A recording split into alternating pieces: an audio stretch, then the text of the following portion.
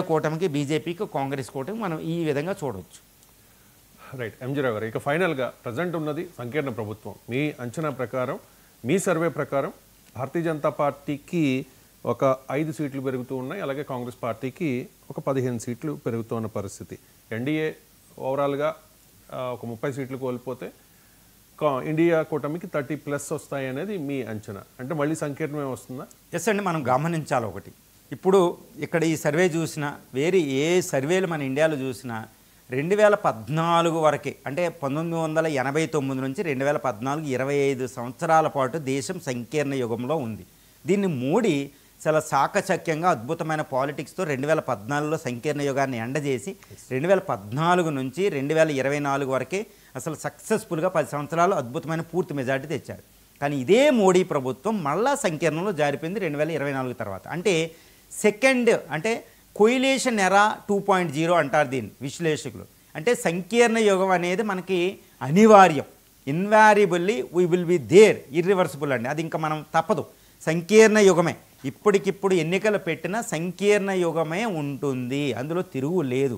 ఏ party ఎక్కువ అనేది కూడాలి. ఇక్కడ ఒక విషయాన్ని గమనించాలి. నేను ఎందుకు చెప్తున్నానంటే, మోడీ ప్రభుత్వం 2014లో 270 పైగా సీట్లు తెచ్చుకుని పూర్తి మెజార్టీ సాధించినా అది ఎన్డీఏ ఎందుకు పట్టుకుని ఉంది అనేది మనం గమనించాలి.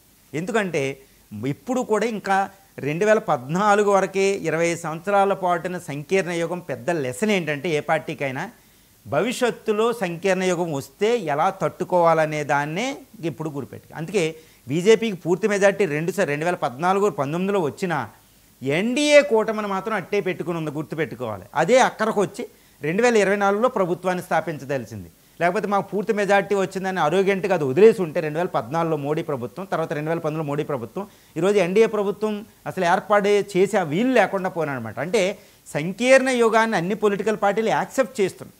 వచ్చే ఎన్నికలు సంకీర్ణ యుగమే, అందులో తిరుగు ఉండదండి మ్యాక్సిమం. ఎందుకంటే తప్పదు, ఎందుకంటే ఫ్రాక్చర్డ్ ఓటింగ్ ఉంది దేశంలో. ఏ పార్టీ కూడా పూర్తి స్థాయిలో పీపుల్ ఓటేసే పరిస్థితి ఎక్కడా కనపడడం లేదు. రీజనల్ పార్టీ అంటే ఏంటి? కాబట్టి ఇటు డజన్ కొద్ది పార్టీలు ఇటువైపు, డజన్ కొద్ది పార్టీలు ఇటువైపు, ఒక ఐడియాలజికల్గా సైద్ధాంతికత లేకుండా, పూర్తి సైద్ధాంతిక ఉండదండి కోalitionలో లేకుండా వస్తుంది. ఇప్పుడు మళ్ళీ ఇప్పటికిప్పుడు ఎన్నికలు వస్తే పూర్తి మెజార్టీ అంటే 545కి 272 ఉండాలి. ఈ 272 ఎవరికీ వచ్చే అవకాశం లేదు. అప్పుడు ఏం చేస్తారు పొలిటికల్ పార్టీస్, అంటే ఒకటి ఇండిపెండెంట్ నుంచి 1 పార్టీ సీట్లు వచ్చిన పొలిటికల్ పార్టీస్ అన్నిటిని కలుపుకుని వెళ్ళాలి. ఇదంతా మనం అన్నీ చూస్తూనే ఉంటాం. ఇందు మీద ప్రతి వాళ్ళకి అవగాహన ఉంటుంది. సంకీర్ణ ప్రభుత్వం అంటే హార్స్ ట్రేడింగ్ అంటారు భయంకరంగా. అంటే ఎంతమంది ఎన్ని పొలిటికల్ పార్టీలను ఆ పార్టీ ప్రధాన పార్టీ లాక్కుంటుందనే దాని మీద అక్కడ ప్రభుత్వం ఏర్పాటు ఉంటుందండి. అందువల్ల మనం మన్మోహన్ సింగ్ 2 టర్మ్స్లో, అంతకుముందు వాజ్పేయి ఏరియాలో 2 టర్మ్స్లో, తర్వాత పివి నరసింహరావు ఏరా, అంతకుముందు జనతా ప్రభుత్వం 77 నుంచి 80 దాకా కూడా అది కూడా కోalitionే ఇది. తర్వాత ఇవన్నీ మనం చూస్తే ఇవన్నీ ఏంటంటే బేరసారాలకు ఎక్కువ ఉంటాయి. కోalition గవర్నమెంట్ అనివార్యం, తప్పదు. దానికే బీజేపీ ఇటు కాంగ్రెస్ కూడా తను అడ్జస్ట్ చేసుకుంటూ వేరే పొలిటికల్ పార్టీస్తో చాలా చక్కగా ముందుకెళ్తున్నాయి. కాబట్టి వచ్చి ఇప్పటికిప్పుడు ఎన్నికలు పెట్టినా ఇటు బీజేపీ కానీ కాంగ్రెస్ కానీ, అసలు బీజేపీకైనా కొంచెం అవకాశాలు ఉంటాయి కానీ కాంగ్రెస్కి అసలు పూర్తి మెజార్టీ వచ్చే అవకాశం లేదు. కాబట్టి సంకీర్ణ ప్రభుత్వమే ఉంటుంది వచ్చే ఇప్పటికిప్పుడు మనకి ఎలక్షన్ పెట్టి. Right. Thank you so much MG Rao గారు.